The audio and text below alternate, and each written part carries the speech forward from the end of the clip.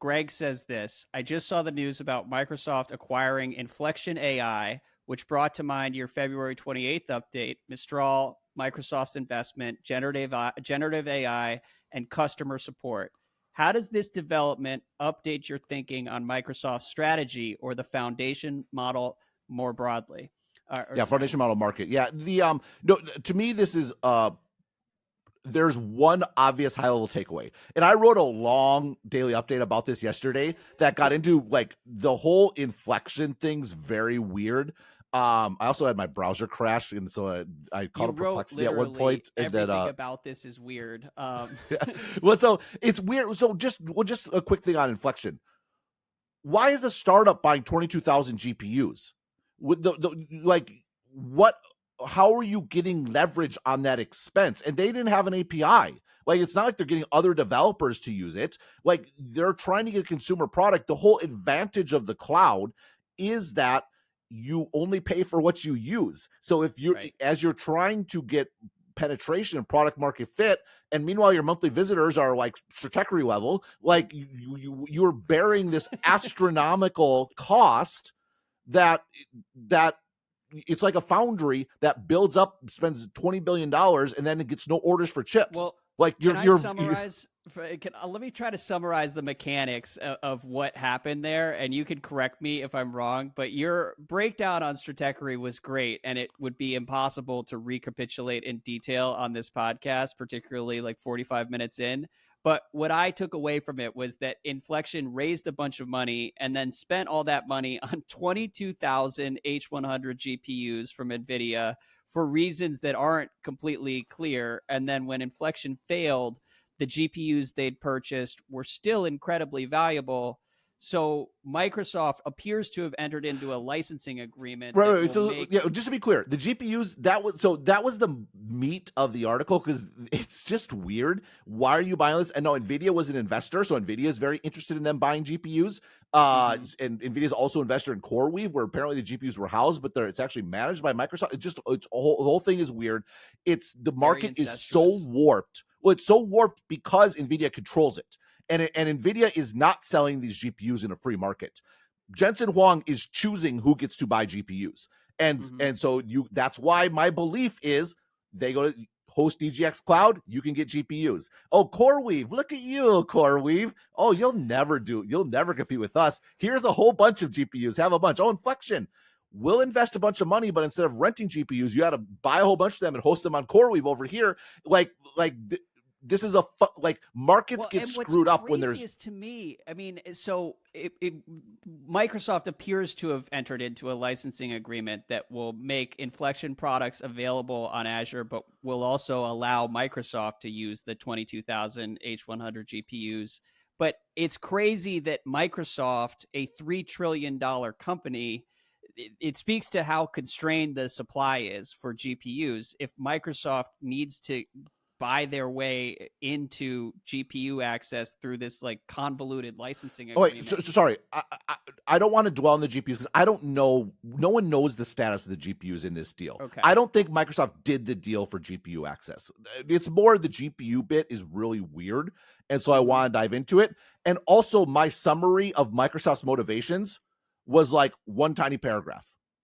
Okay. Microsoft wants a hedge against OpenAI. That's the answer. Like, that's the actual most important takeaway. You could ignore the rest of my daily update. That's the only paragraph that matters. Microsoft they looked sort of like doom in the eye in November and realized our entire company's strategy is being built around AI. It's being built as the Azure go forward. We're spending billions and billions of dollars for GPUs to support this.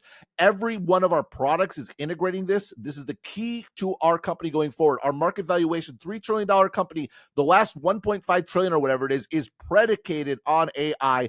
And we don't control it. And not only do we not control it, the entity that we're partnered with, which we have no influence over at the end of the day, at least from a legal perspective, is batshit insane. Like it's this nonprofit, which was kind of a farce all along, and no one knows who's in charge, and they're all at war with each other.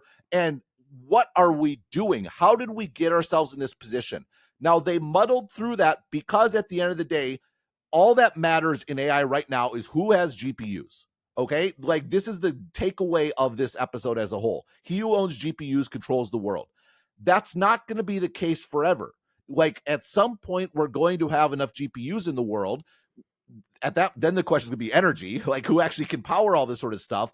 But in the long run, Microsoft, they had sufficient leverage over OpenAI to get through November, but they were at long-term risk, and it was arguably reckless to be in that position, particularly in the long term. And so what we see this since then is Microsoft giving OpenAI the middle finger and saying, you can't do anything. We've already established this. You are dependent on us, and we are going to do everything in our power to at least have a drop-in replacement and maybe replace you at some point.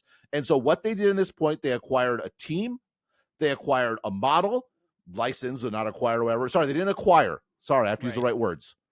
They hired a team, they licensed a model, and they maybe have access to a whole bunch of more GPUs that are already serving that model. This idea that those GPUs, that Perplexity is going to keep going as an ongoing concern, Perplexity, I keep calling Perplexity. I did in the daily update too. They call it inflection is going to be an ongoing concern is absurd. This is a company that's dead in the water. I didn't look into their fundraise when it happened. I usually don't focus on startups to that degree.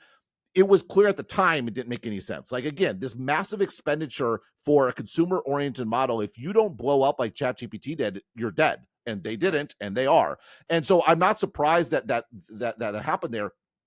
But Microsoft's like, yeah, we need an alternative in place that we control. That's their motivation. Now, is it the right model? Is it the right team? There's been clouds that have been around, the sort of leaders, sort of exits from various companies over time. TBD, we'll see how that works out. But the motivations are crystal clear from Microsoft's perspective in my case. Well, but doesn't Microsoft have a ton of power over OpenAI? Is it for now? Okay, like we're talking about the long run, right? Like in OpenAI can at any point declare that the current model is AGI, and Microsoft doesn't get access to it. Right, that's in the deal, right? I mean, that's what we went over in the Elon episode. I recall from the Elon lawsuit a lot of boasting from Satya about how much power they have over OpenAI. They do for now, but that's not just. You have to be thinking, if you're Satya Nadella, you need to be thinking about 2040, 2050, 2500 when presumably AI runs the world. You can't be dependent on. OpenAI needs to make it to 2025, much less make it to sort of like 2500, right? And that's not sustainable. And maybe Microsoft always knew that, and something like this was always the plan. Maybe they were just woke up to it in November, but this is very clear. I would love to be a fly on the wall of future Microsoft OpenAI meetings. The alignment between the two companies seems low and lowering sort of over time. We'll see what sort of happens there, in the long run. I suspect there's a lot of tension and a lot of, and I think Microsoft's like, there was probably a lot of bending over by Microsoft for a long time to OpenAI's wishes because making it work. And I think hot new thing. Yeah. Well, it was and it was essential to Microsoft. And I think after November, is Microsoft like, we can't do this. This is reckless to sort of be in this position. And I think this is the outcome of it. Now, speaking of warped markets, they should have just bought Inflection, right? They would make all this much cleaner. But we have a situation where your girl Lena Khan will sue Meta for buying an exercise app for VR. And what does that mean? Of course they will win the case, but it will take 2-3 years, at which point the moment's passed. And so we're stuck in this ridiculous situation where they hire the whole team. They sign some sort of licensing deals that the investors, right? I can imagine the investors in Inflection is like, yeah, this isn't going anywhere. We're going to have to write it off to zero. What you would do in normal case, you would sell. They probably have a 1x liquidation preference. You sell the company for however much was put into it.